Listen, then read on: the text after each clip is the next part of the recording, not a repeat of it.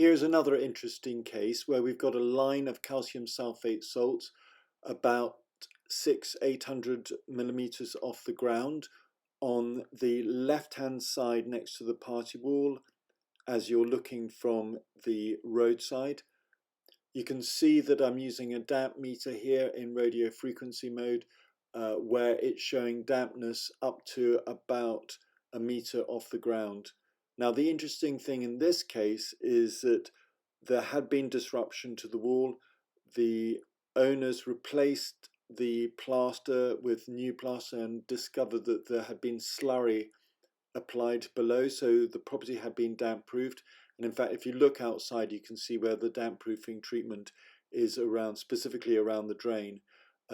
Fortunately here we can see that the wall is dry lower down the wall, so clearly there isn't rising damp, because rising damp would rise up evenly across the wall. Now here are images taken at the time when the wall was replastered, and here are images showing the damp proofing treatment. The round holes are caused by when chemicals are injected into the wall to stop moisture rising up through the wall. It works to some degree. It reduces the amount of moisture that is absorbed, but it's not completely foolproof. Besides, the main issue is that damp proofing treatment doesn't treat the root cause of damp. You always have to stop the water, otherwise the water will eventually find its way back. Here we see that the gully is dry. Now, if a gully is dry, it means that water is not being held within the trap, which means there must be a crack in it somewhere. Also, your neighbour's gully is full of silt and water isn't draining away other than through cracks. The simplest solution is to redirect water or bypass the gully. About 2 meters away from the front is normally considered sufficient. You'll find that a lot of properties do that these days. The other thing I want to note is that your front wall has a coating. It's got a pebble dash render coating, whereas the neighbour side doesn't. And the risk is you get moisture on one side that gets trapped behind the coating on the other side.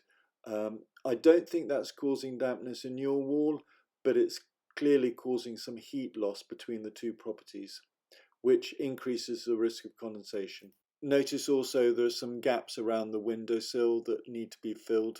It's a very simple measure that most people have to do every few years. I also recommend a small fillet of cement-based mortar at the base of the wall, just to shed water away from the base of the wall. So in this thermal image where blue is colder than red, you can see that there's heat loss at the corner of the wall, and I think this is probably due to the two different surface coatings. It increases the risk of condensation. Your wall has been painted with a kitchen type paint that reduces the absorption of moisture into the wall. Otherwise, I think you would have a lot of condensation on your front wall, because clearly you're drying clothes internally, and I think the internal humidity is higher than it should be. I checked the humidity in the subfloor void. At the moment it's showing about 78% relative humidity. There are signs that there has been past rot treatment. I couldn't see any rot at the time of the survey. The fortunate thing is that you have a cellar, and so you can control the humidity in the subfloor void, and you can easily have a look to see if there is any rot, as I'm doing here. You can use a dehumidifier to reduce vapor in the subfloor void, or you can use a vent to blow vapor through. Either way, it's a way of reducing and mitigating against dampness in the subfloor void. The primary solution is to work with your neighbour to redirect water away from the front of the property.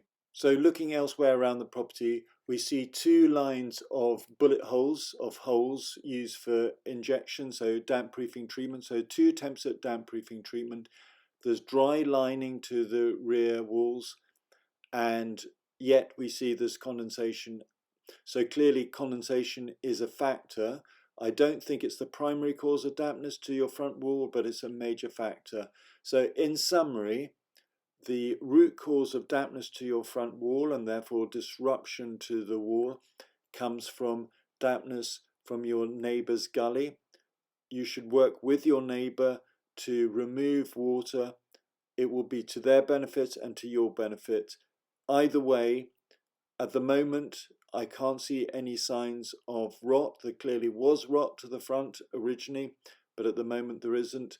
So the primary concern has been removed, that is rot. You can also keep airflow and you can use a dehumidifier in the cellar. Apologies for using this overly simplistic graphic, but it does illustrate the point that the neighbour's water can cause dampness to your wall. As far as the wall is concerned, you can easily rub away the calcium sulfate crystallized salts and repaint.